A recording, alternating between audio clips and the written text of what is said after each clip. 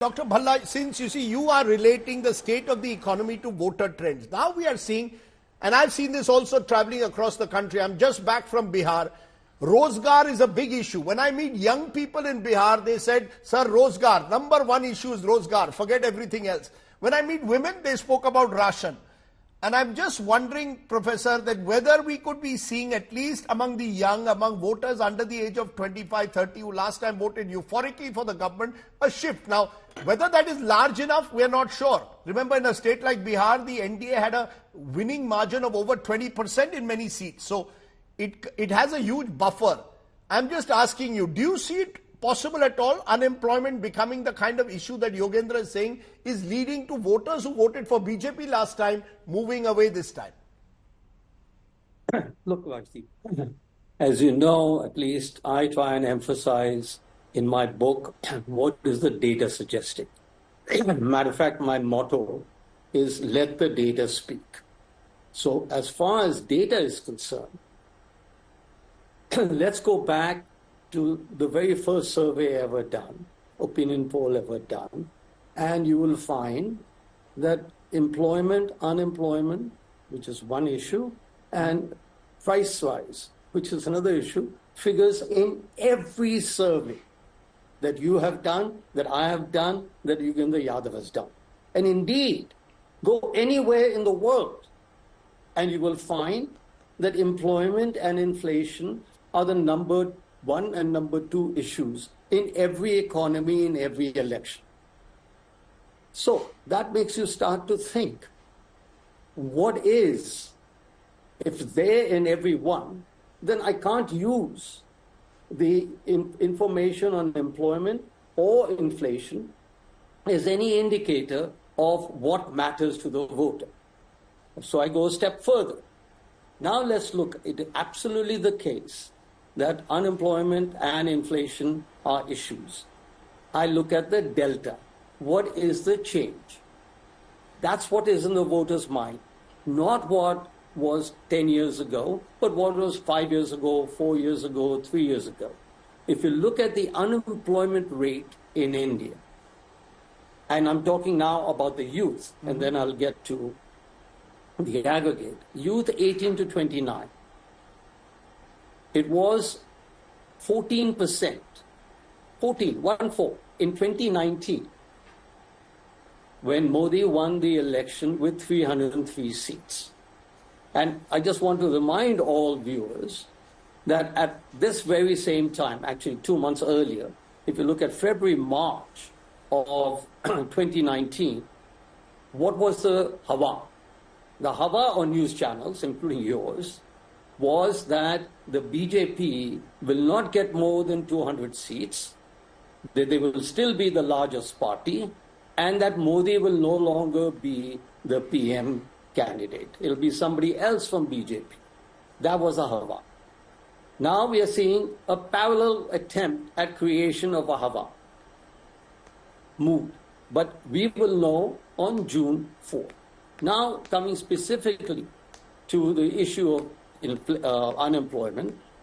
The unemployment rate, as I mentioned before, was 14% in 2019. It is today 10%. For the youth, for the aggregate entire sample, the unemployment rate in India today is the lowest it has been in more than a decade. So therefore, what is the voter going to look at? The voter feels, when I say, I think Yogendra mentioned GDP, etc. I don't talk about GDP. GDP is not what the voter is thinking about. It's his or her welfare, which includes jobs, which includes price rise, which includes what benefits you're getting. And I would like to see one evidence being cited as to how the situation today in India is worse than it was in 2019. Okay, I've got your point. You're saying you believe the situation in 2024 is objectively better than it was in 2019, and if a government then wins 303 in 2019, it should therefore logically win more in 2024. But let's come to specific state-wise. I maintain that India is state-by-state battles. Yogendra Yadav, when you say that the BJP could fall below 272, which are those states where you believe the BJP at the moment is taking a hit, as a result of which these numbers are coming up? Give me the specific states where you believe that this election has changed from 2019. Rajdeep, when the election began, I thought there were 4 battleground states where BJP could lose up to 10 seats each. NDA could lose up to 10 seats each. They were Karnataka, Maharashtra, Bihar and Bengal. After some time, I dropped Bengal from the list because the indications didn't suggest that there was going to be major turnaround and major setback for the BJP. My friend says otherwise, but at the moment, I'm sticking to that. But I added 2 more states to that list, which is Rajasthan, Uttar Pradesh, and now I've added these 2 states. So let me now get into specifics. Karnataka, BJP won 25 plus 1 independent supported by them, 26. They are at least down by 10 seats. My friends in Karnataka would immediately say not 10, 15 at least, but I'll stick to minimum 10 seats. Maharashtra, they had 42, 41 plus 1. I don't see them crossing 22. Some of people whose judgment I trust most, who 1 month ago told me that NDA was getting 30 seats, now are not talking more than 22. That's a straight loss of 20 seats. Come to Rajasthan. Rajasthan alone could be 10 seats, but I would put Gujarat with it. Maybe Gujarat would count for a couple of seats. I don't expect more than that. Rajasthan and Gujarat would take away 10 more seats. Madhya Pradesh would see much less. So I would say Madhya Pradesh, Chhattisgarh and Jharkhand put together would mean another loss of 10 seats. Come to North. Haryana, where my friends say BJP is losing 6 or 7 seats, but I'll be conservative. Haryana, Delhi, Punjab, Chandigarh, Uttar and Himachal Pradesh, put all of them together, 10 more seats gone there. UP and Bihar, 15 each. I can just give reasons for that. And now I feel Bengal alone, of course, would not account for loss of 10 seats. But if you put Bengal with Assam, with all the northeastern states and the remaining UTs, they would account for a loss of 10 seats as well. That adds up to 100.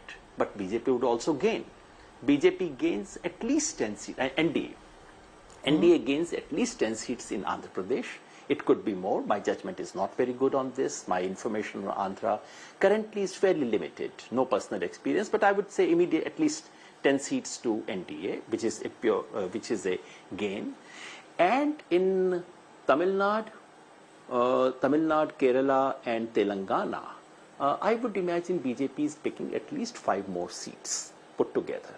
So that's a loss of gain of 15. So 100 minus 15 adds up to 85. That's broadly what I'm saying. BJP down by 65 or 70 seats, and BJP's allies down by about 15 seats. Now these are very, very broad figures to give a broad idea. I don't have an exit poll. I don't have that kind of a precision instruments Pradeep Gupta has, and very wisely he's not talking about those numbers. But because I don't have any exit poll, he's saying, if I may stop you, numbers. If I may stop you, may I just say one more thing? Yeah, please go May ahead. I say just one more thing, Rajdeep? Yes, just one more thing. Yes. To what Professor Bhalla said, I would not enter into a dispute with Professor Bhalla about employment figures. I think very good economists have done it, and to my mind, proven the case to be completely false. But let's forget that. May I invite Professor Bhalla for a simple experiment, Rajdeep, and it's here on your channel. Rajdeep, you pick up any 3 villages in this country, any 3 villages. Give the list of 3 villages to Dr. Bhalla, ordinary villages, pick it by lottery. Give those 3 villages to Dr. Bhalla and let him pick the one village he thinks is the best. Let 3 of us go there. Let us simply ask in the village, has employment situation improved? If the village says that it has improved, I would salute Professor Bhalla on your channel and I will come and offer an apology.